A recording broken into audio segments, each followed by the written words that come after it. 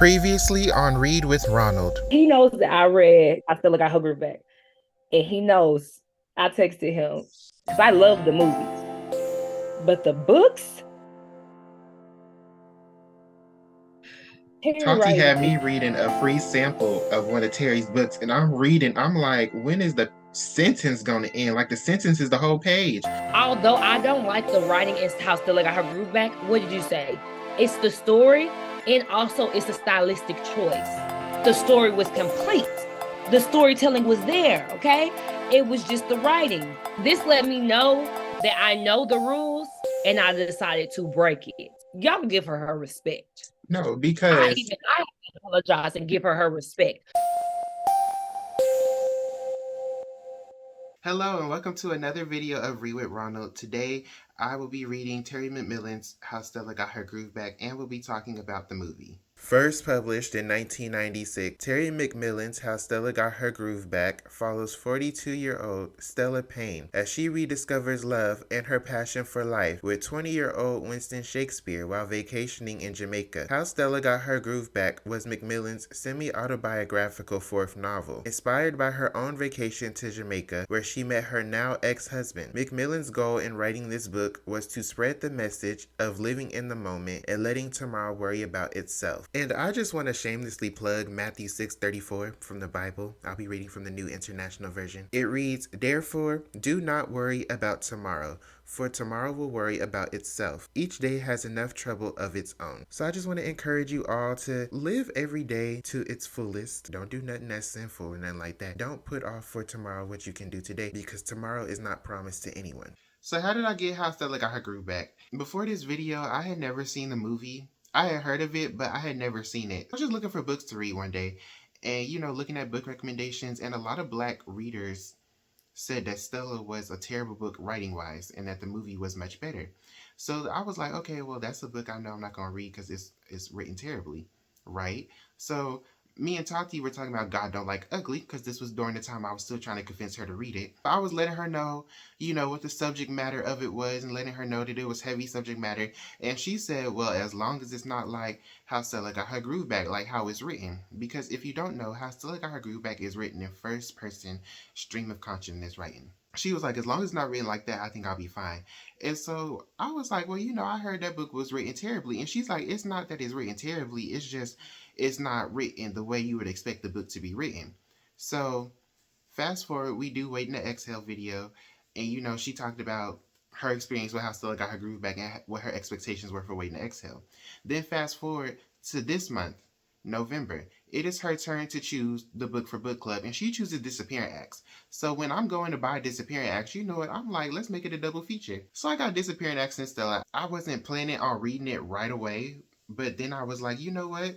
I'm already finna be reading Disappearing Acts. Let me go ahead and make it a double feature and read Stella and Disappearing Acts together. So that's how we got this book, and that's why we get in this video.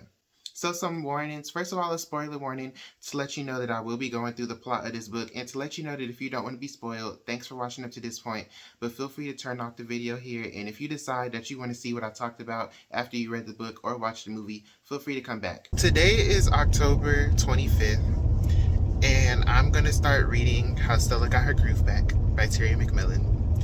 And I'm excited to see how this is going to go because, Tati, she wasn't a very big fan of Stella and of Stella's writing style. I'm interested to see how it's gonna go.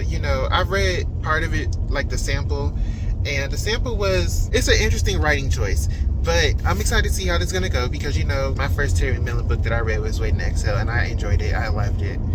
So I'm excited to see how Stella's gonna go, and we're gonna see how this goes. How Stella Got Her Grooves Back, it begins with our protagonist, Stella.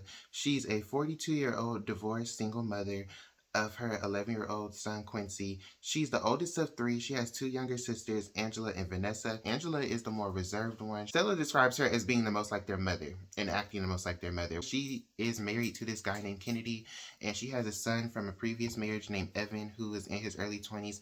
Evan is extremely irresponsible, and he doesn't like Kennedy. Vanessa is like the most loose of the three. She's the one who enjoys taking risks and stuff like that. She is widowed, and she has a daughter named Chantel. And Stella falls in between. She likes taking risks like Vanessa, but she also likes making sure that all her bases are covered like Angela. Her mom died a few years ago. Her dad was never really around for them.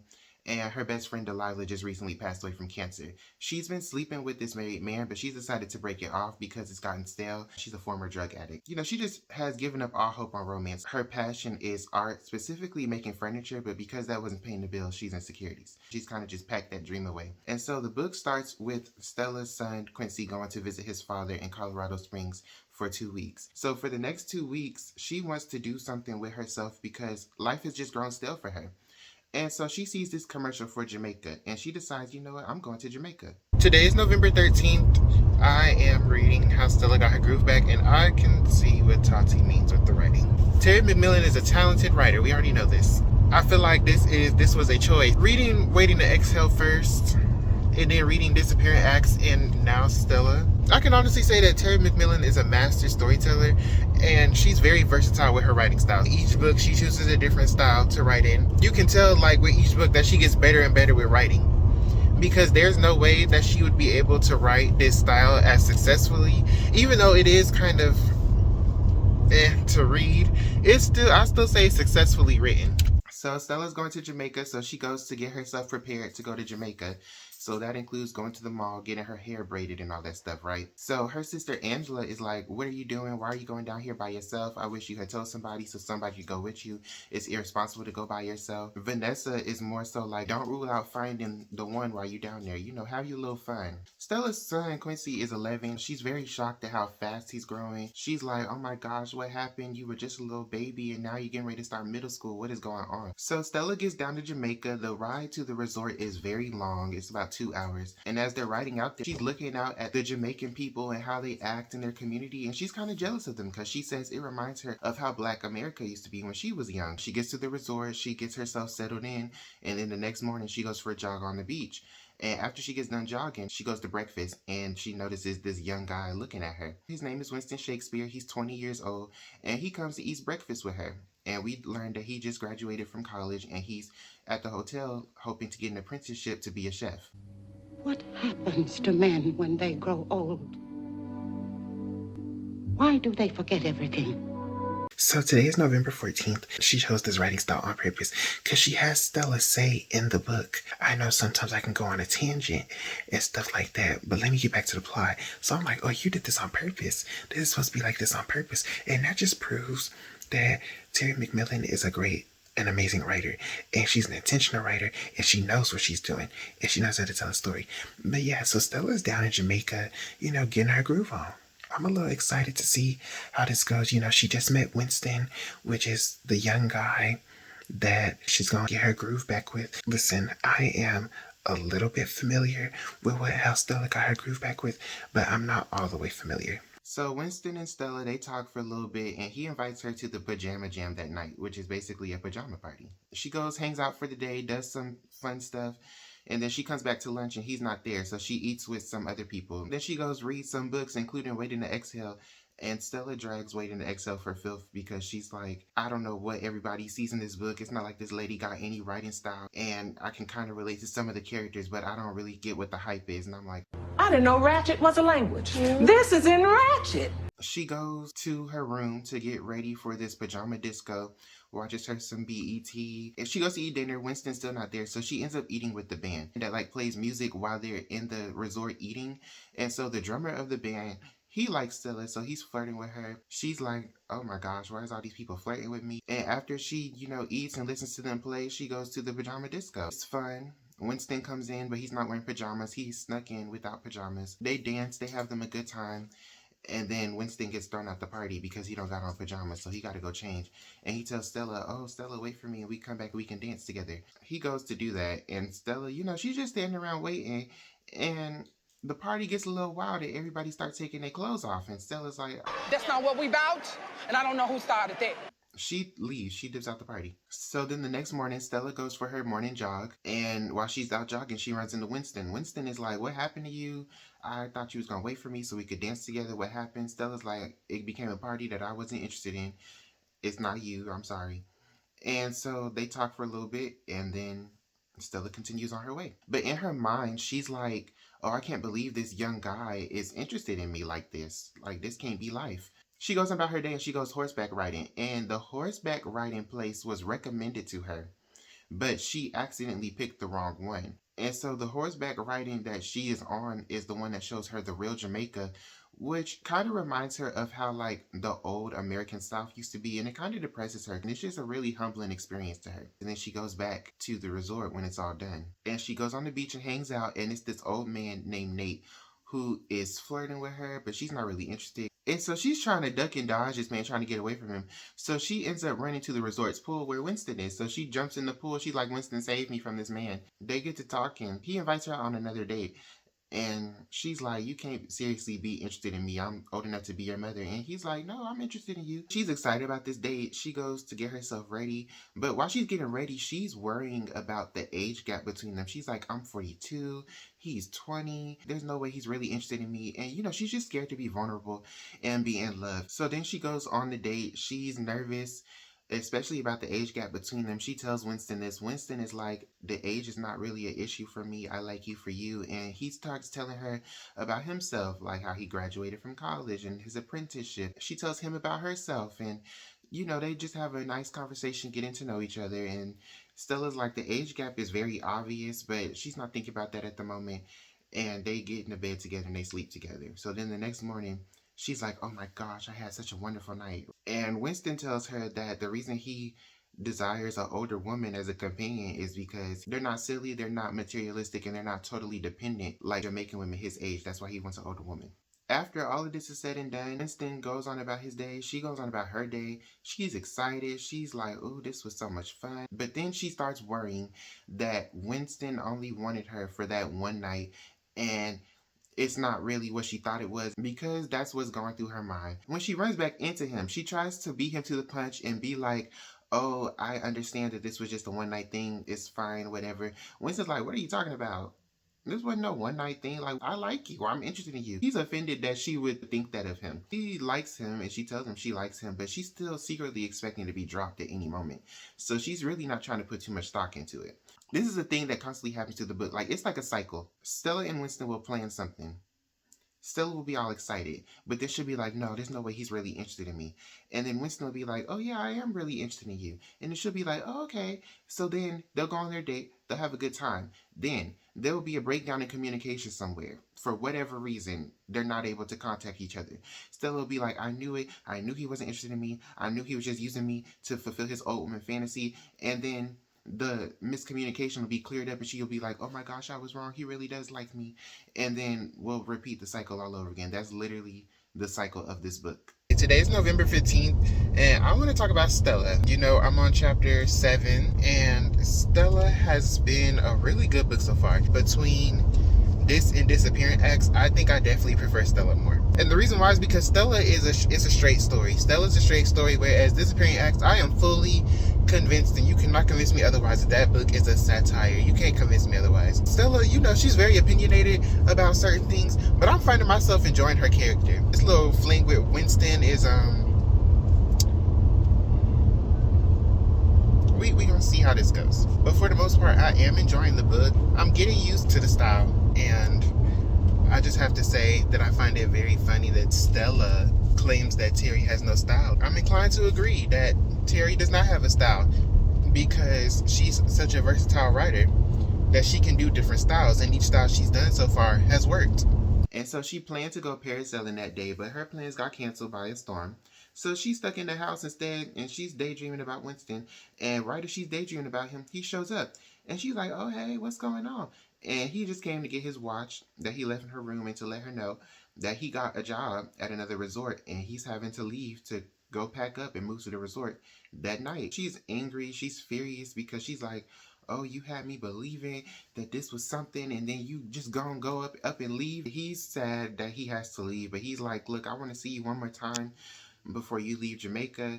We're gonna try and make it work. And so She agrees to that, but she's like, it's just too good to be true. So then the next day, she's still feeling kind of down that Winston has left so unexpectedly. So she calls Quincy, leaves him a message. She calls Vanessa. Vanessa is like hyping her up to have a good time. And then she gets on the phone with Angela. I don't know what you're doing. Vanessa told me you down there sleeping with some young guy. I don't know what you're doing. I don't know who you think you are. You think you Diana Ross or something? Like, you better get your life together. What is you doing? Angela's son, Evan, has gotten a girl pregnant. This is where a lot of Angela's like backlash to this relationship is coming from the fact that she's comparing Winston to her son, who is irresponsible. And so her son's girlfriend is pregnant. She doesn't like it because she doesn't like the girlfriend. And Angela tells her just to be careful because they might just be using her to get a green card. So Stella goes out to try and have some more fun, but she misses Winston. And so the next day while she's out, she meets these two women, Tanya and Patrice, who are black women from Chicago who are on vacation away from their husbands. So all three of them, they get together, they hang out, they share stories, stuff like that. Patrice tells her she should, try to make it work with Winston. Tanya tells her move on. It's a whole bunch of men in the world.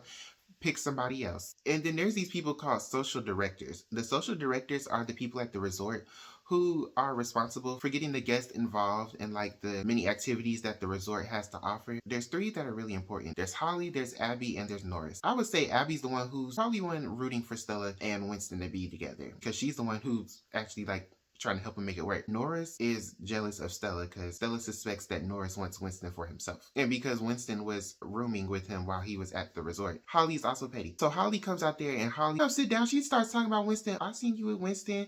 Oh, well, Winston, while he was here, he was trying to get with me. But I just turned him down because he was just so young and he just seemed so innocent. He just didn't seem like my type. Basically trying to get a rise out of Stella. But Stella like, girl, go on about your business. Ain't nobody got time for that. So the next day, all of the girls are out on the beach. They just having them a good time. And they see this fine man come running towards them. And they're like, who is that? And both of them encourage Stella, he's checking you out. Go check him out. So they end up going to dinner at this place called Rick's, where it has beautiful sunsets and you can go cliff diving. And the girls, they're just hyping her. That man was checking you out. And Winston don't seem like he coming back. So, give him a try. You don't have no commitments to Winston. So then the next day while Stella's out on her run, she runs into the guy. His name is Judas. I didn't know Ratchet was a language. This is in Ratchet. He's 34 and he's from Senegal, but he lives in Atlanta. He noticed Stella. He thought she was fine. She noticed him. She thought he was fine, so they agreed to do lunch. But then Stella's like, you know what? I'm not waiting around for no man anymore. I already tried this out with Winston. I'm going to go do me. And so she decides to go parasailing. So she goes parasailing and skips out on the lunch date, right? And so instead, they decide to go jogging together. So when they go jogging together, they're talking and Stella realizes that this man is boring. She's like, this man is trying very hard to impress me with what he has, but he's not really impressing me emotionally or as a person. Like, he's boring. He's nothing like Winston. But she can tell that he's feeling her and she can tell that he wants to sleep with her. So she's like, you know what, let's go do this. So she sleeps with him and she's like, yeah, no, this is not going to work. So she tells Judas this is not going to work. And Judas is like, oh, well, if you ever change your mind, I'm in Atlanta, come find me. So then the next day, she's feeling kind of bad for how she did Judas. She says goodbye to Patrice and Tanya, and they exchange, phone numbers and stuff like that so they can keep in touch. And then she decides to go enjoy some of the activities that were free that she didn't really enjoy to that point because it's her last day. She decides to go visit the nude beach and she runs into Nate over there. And Nate is like, oh, hey, glad to see you finally made it over here. And so she goes over there. And she's like, this is different. She gets back to her room and Abby tells her, oh, hey, Winston's been trying to get in contact with you, but I suspect Norris has been getting in the way and making it to where he can't get in contact with you. So you might want to call him back. So she gets on the phone with Winston. Winston's like, I want to go to dinner. So they go to dinner and they talk and they admit that they like each other, like actually admit that they like each other. And Stella once again tells him that she's worried about the age difference. And Winston tells her it's not a concern to him. And they agree to keep in touch. Today is November 18th and I'm halfway through how Stella got her groove back, right? And I just want to say, it's looking at either a 4 or a 5. It depends on how the second half goes. This first half, it was good. Stella.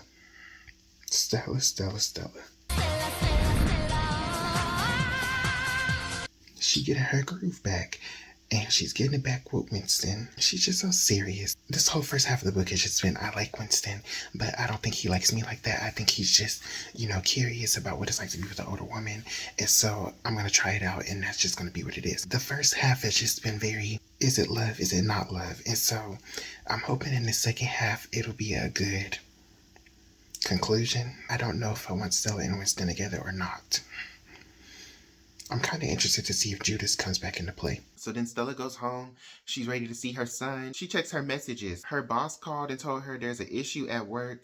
We need to talk ASAP. Vanessa called to say, girl, I got some bad news and I got some good news. Call me back and make sure you have brought us some good stuff. Angela called, talking her same old bullcrap. She got calls from some other people, and she got called from Leroy. Leroy was the married guy that she was sleeping with, that she recently broke it off with. But he was also like her friend. So like he also helped her like making money and stuff, like encouraging her to invest and stuff like that. She's been able to make some good investments because of his advice. The reason she broke it off with him is because he's an alcoholic, and she was like, I can't deal with that. Stella's missing Winston, and she goes into work, and her boss tells her that she's been fired because they have decided to reorganize the department, and the new department head wants an all new team.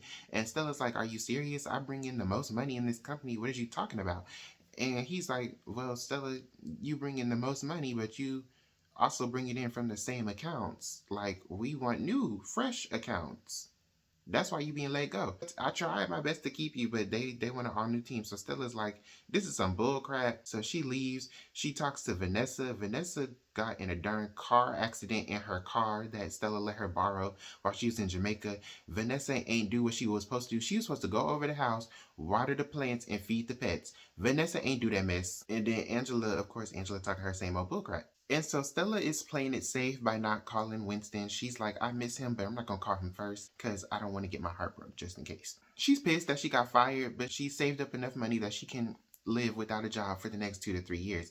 And so she's like, maybe this is an opportunity to get back to what I like to do. I am excited for Stella to get this fresh start because, she just lost her job right after she got back from Jamaica. So it's kind of like Jamaica was kind of like the beginning of a new start for Stella. She's lost her job, which means she now has more time to do things that she likes, possibly get this furniture business off the ground and start making some money as an entrepreneur. She's getting into a fresh start with Quincy, who's finna start puberty and adolescence, and yeah, that's a fresh start. And of course she has her fresh start with Winston if she stopped playing games and actually decide what she was to do with him. It's really interesting reading Stella and Disappearing Acts at the same time because Stella is about this woman who, like, she needed a fresh start. She's getting ready to start this fresh start.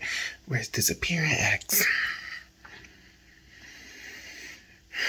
she calls Winston, they talk, and he wants to come out there to visit. She decides to go to the mall to get some stuff for Quincy because he's coming home soon, and she's, shocked by how fast he's growing. She ends up picking up some stuff for Winston too, and she comes home to a pissed off Angela. Angela's like, girl, what is you doing? Stella's like, girl, get out of my business. And Angela, her and Vanessa are not used to seeing Stella this happy.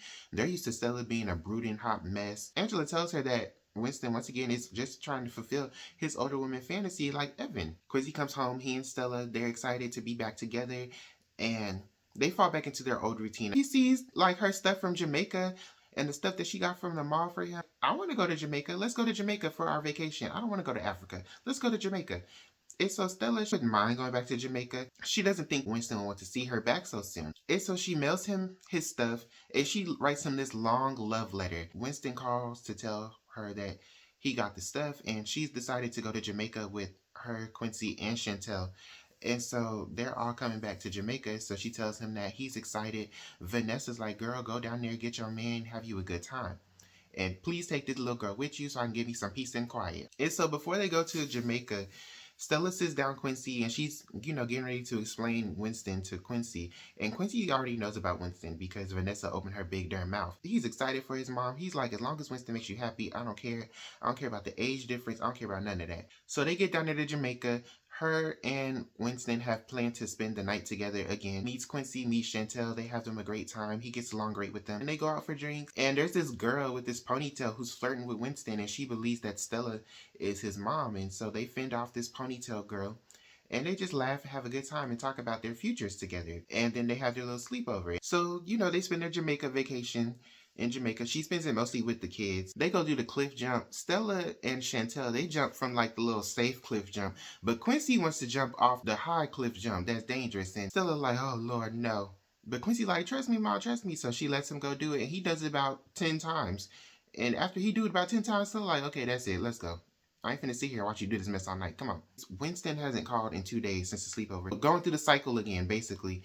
And what ends up happening this time, her phone was broken. So Winston had been calling her them 2 days. He just couldn't get through because the phone was broke. He's not really able to spend all that much time with them because he has to work. And they agree to see each other the next day for dinner. But then Winston is late. Stella's like, he stood me up. I can't believe this. Come to find out, Winston has been there the whole time, but he couldn't get through into the resort because they wouldn't let him in. So he's been standing at the gate trying to get a hold of her, but since she wasn't in the room, they couldn't get a hold of her. So when she finally comes to the room and sees that they've been calling her, she goes to the gate to see him, and it's too late. He got to go back. So they say their goodbyes, they kiss on the side of the road, and then they leave. What's it called? They go home. Angela once again talking her stuff. And Stella is like, I'm tired of missing out on happiness for safety like Angela. They get in an argument. Angela tells Stella that she needs to act her age, and if she is going to marry this boy young enough to be her child, then she needs to marry him with a prenup. So then Stella's car insurance guy comes by to, give her a quote because Vanessa messed up her car. And he sets Stella up on a date with this judge. Then Stella tells Quincy that she got fired. Quincy's like, well, this is great. You can use your talents to make money. And Stella like, what talents? He like, you do a whole bunch of good stuff. And he starts telling her all this stuff that she does that she didn't even know about. She's like, well, maybe you're right. Maybe I can use my talents to make some money. Shoot. And then she takes him to get his ear pierced, and she gets a postcard from Winston. And she's like, you know what? I'm flying him out. And so he plans to come in a month to come visit her. And Quincy's okay with it as long as she's being safe. So then she goes to San Diego for her friend Maisha's gallery opening that she's doing with her husband Rudy. She gets up there. She tells Maisha everything. And so, of course, Maisha's encouraging her. And Stella's trying not to let it get too serious. But Maisha's like, no, girl, let it get serious. And she's like, girl, you need to pursue your happiness. Please don't end up like my mama, who's sick and bitter. Because, she had a bad go with love. And I don't want you to end up like that. So then they go to the gallery. Stella gave her this sweater that she made out of like wearable copper, and they put it on display. Everybody likes it. She gets introduced to this guy named Ralston, who's very interested in her work and a little bit interested in her, but he's like, let's set up a day where we can talk business and maybe pleasure. But Stella's in her mind, she's like, well, Ralston, you came a little bit too late because I already got somebody. And they get back home. Stella and Quincy, they decide to watch TV and bond together. She's worried about Winston coming to visit, and she lets Quincy know, look, this is the protocol for when Winston comes to visit. And she tells him, if the neighbors ask who he is, tell them, come see Stella. And she'll explain. And then 4 days later, she gets on the phone with Winston because she's like, it's too good to be true. There's no way this man is this perfect. Something's got to be wrong with him. And they get on the topic of his parents. His parents don't really approve of Stella because she's old enough to be his mother. He wasn't really prepared for like all of this romance stuff by his dad. His dad really was just only preparing him to be a doctor, but he wants to be a chef. So Stella encourages him to, talk to his parents and work it out. Stella likes that he's so youthful and innocent, and he really doesn't know nothing about the world yet. And Winston likes that she's so mature, and they both like that they can be themselves around each other. Stella and Quincy, they decide to go to Lake Tahoe for one last hurrah before he starts middle school because she has a vacation home in Lake Tahoe. So she gives Winston the number to the place, but he never calls. She goes through the cycle again. She gets sick, and so she goes to the doctor, and the doctor is like, girl, you just got nerves. You nervous about something? And she's nervous about Winston's visit. And so he's like, you just got nerves. You just go sleep it off. And so while she was at the doctor, Winston finally called. Quincy told him everything, and he was worried about her. And she's like, it was just nerves. And, he's still planning to come out to see her. And he wants to see how far they can take things. Today is November 20th. I'm in the home stretch of Stella. I just wanted to come talk about it one last time before I get done with it. I'm still not really all that sure on the rating, but Stella... Wash, rinse, repeat with her. She's like one of them people who can't trust the process, and she tends to be very unsure about herself. In her mind, she's older and set in her ways, and she really don't have that much opportunity to do a reset. Winston could be better at communication, but I don't really know how much to blame on him. Majority of the times when there have been breakdown in communication, it hasn't really been his fault. It's been like external circumstances, like the phone broke, or oh, you weren't there when I called.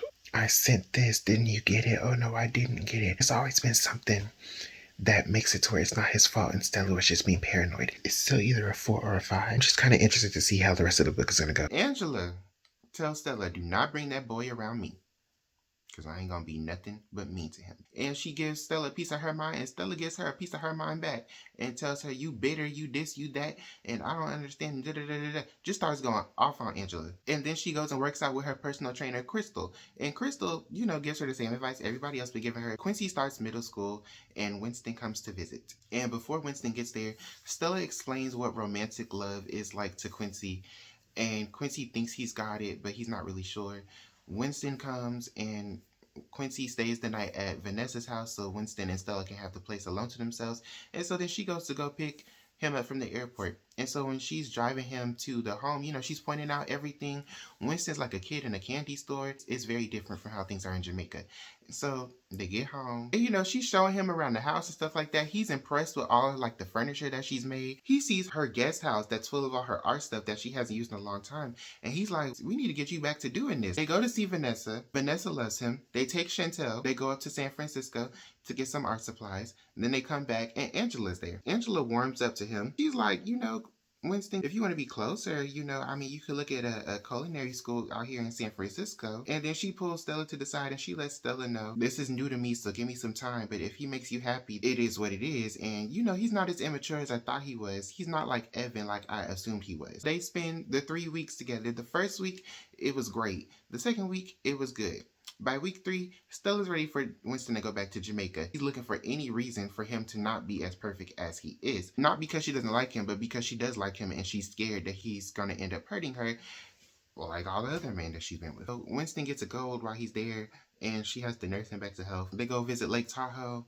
Ralston calls to set up a business date. Stella lets him know it's just going to be business. He's like, that's fine with me. The judge calls and she's like, it ain't happening. Leroy calls and she tells Leroy it's over. He gets out on his hammock with Winston. He's like, I like you. I know you like me, but I know this age difference is an issue for you.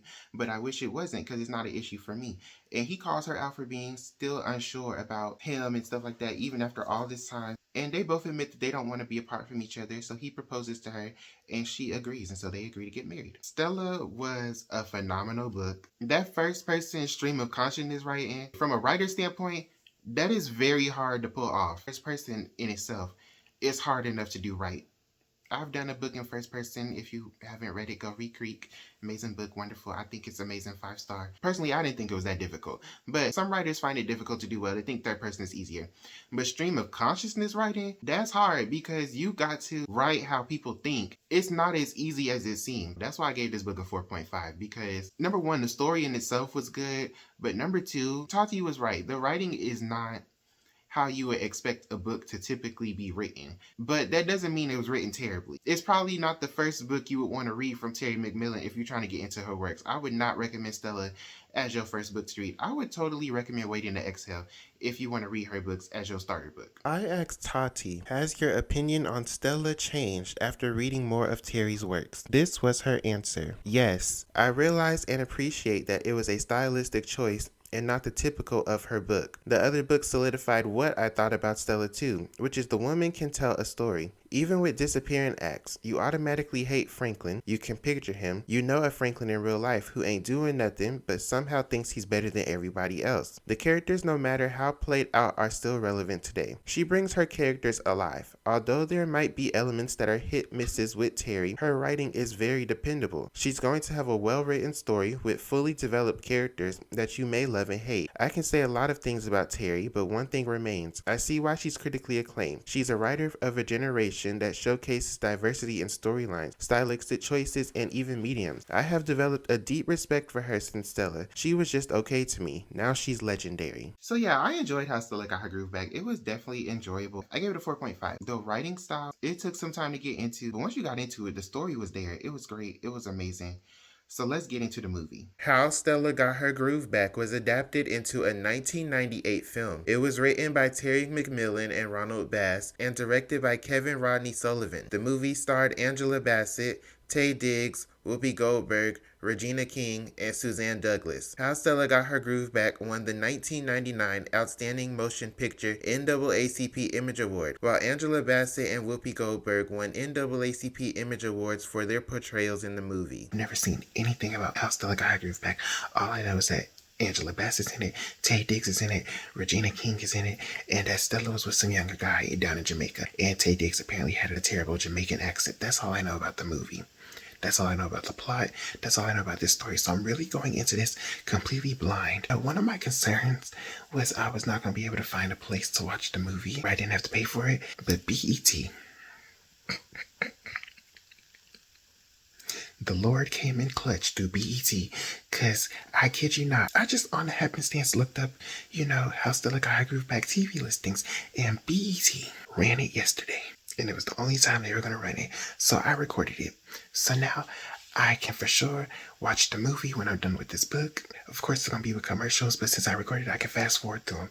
And I'm very happy. While I'm sitting here giving BET their props, I'm going to also have to comfort them a little bit, because they also ran Waiting to Exhale. It was a double feature. We did Waiting to Exhale back in March. Me and Tati had to struggle to find that movie, but now all of a sudden the movie want to be on Tubi, it want to be on Pluto TV, BET want to run the movie. Where was y'all at when we was looking for it and was trying to find it? Okay, well, where were you when you was getting jumped? Where was you? Today is November 20th. I just finished reading Stella.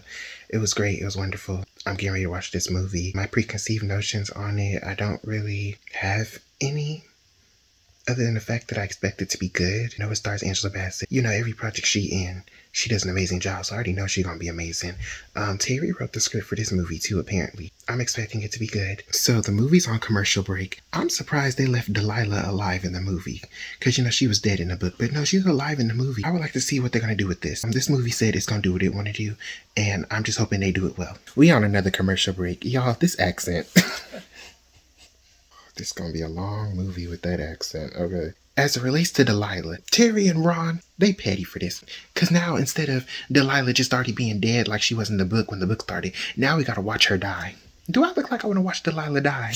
No, this is supposed to be a feel-good, enjoyable movie. I don't want to watch Delilah die from cancer. But she is funny and she is interesting. I will give her that. But now that makes me kind of wonder, is Vanessa still going to be the same? Because Delilah's kind of fulfilling the role that Vanessa fulfilled in the book. This new use for Delilah is kind of interesting. I'm kind of interested to see how this goes. Let's see which one I'd like better. They gonna break our hearts. I can already feel it. The way Delilah keep looking at Stella, they gonna break our hearts. She gonna die. I can feel it. Why they have to do this? Okay. So I know what takes place in the book, but I just want to say I'm not prepared to see my auntie in this kind of scene. That part is like when you realize, I feel like it's similar to realizing like your mom sleeps with people. like it's a point where it's like your parent, you cannot fathom them like you sleep with people. Like you be like, that's weird. Like you can't fathom it. I didn't think I was gonna have to actually see it. Y'all, Delilah is gone. Makes me kind of sad. This is a good movie so far. That whole little meeting with Winston's parents, that was interesting. First of all, Vanessa is probably one of the most funniest characters in this movie. But what Quincy mean Dad's here? Dad ain't show up not one time in the book, but now all of a sudden he here in the movie.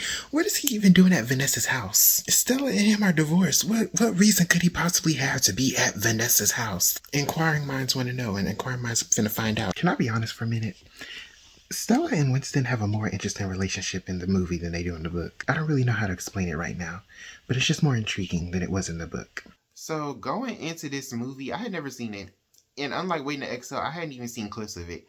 The only things I knew about this movie was that it starred Angela Bassett, that Regina King was in it, and that a lot of people thought that the accent that Taye Diggs did was terrible. And having seen the movie, I'm gonna just be real. Y'all should have just hired a real Jamaican actor. The movie itself was really good. I'm not really gonna go too much into the changes because I wasn't really keeping track because I was just watching the movie. The biggest change that really impacted the story was Delilah. Y'all know in the book, Delilah was dead, but in the movie, she's alive and she dies in the movie. I think bringing in Delilah was a good idea because it showcased Stella's relationship with Delilah. Like in the book, we start off knowing that Delilah's already dead. So we really don't know how much of an impact Delilah has had on Stella's life. We just know that was her best friend and that she died of cancer. In the movie, we get to see the relationship. We get to see them be close. So we get to understand how their relationship went. The only thing with that though, and this is not necessarily a bad thing, but the only thing with that is that Delilah kind of fulfilled the same role that Vanessa filled. We don't get to see as much of Vanessa. And the other thing is that Delilah went with Stella down to Jamaica. She's down there by herself getting her groove on, and you know, she's learning stuff about herself by herself. But in the movie, Delilah's gone there with her. I don't really know my thoughts on it other than that I just thought it was an interesting change to bring in Delilah, and I kind of appreciated it. The other thing is that Winston and Stella's relationship in the movie, it was different from how it was in the book. And different doesn't mean bad. In the book, it was mostly, Winston was kind of like the perfect guy in the book. Like, there wasn't really nothing wrong with him, and every mistake that he made wasn't his fault. It was mostly all in Stella's head and her being insecure about the fact that she was 22 years older than this man. Whereas the movie, we get to see Winston make mistakes, like introducing Stella to his parents before she was ready, having to earn Quincy's trust, unlike in the book where Quincy automatically already liked him. Whereas in the movie, Quincy kind of had to warm up to him. It was one little interaction where it had to be understood that, you know, Quincy is Quincy and Winston is Winston. And if it come down to it, Stella gonna pick Quincy over Winston. Whereas in the book, they both instantly got along, so there was no real issues. So it was kind of refreshing to see Winston make some mistakes. But overall, I did enjoy the movie. I thought it was a great movie. It was fun. It was funny. Terry and Ron, they did a great job on the screenplay. But yeah, that's my thoughts on how Stella got her groove back. So thank you for tuning into this video. If you liked it, give it a like, a comment, a subscribe. And be sure to check out more of my content. That's all I gotta say, and I'll see y'all next time.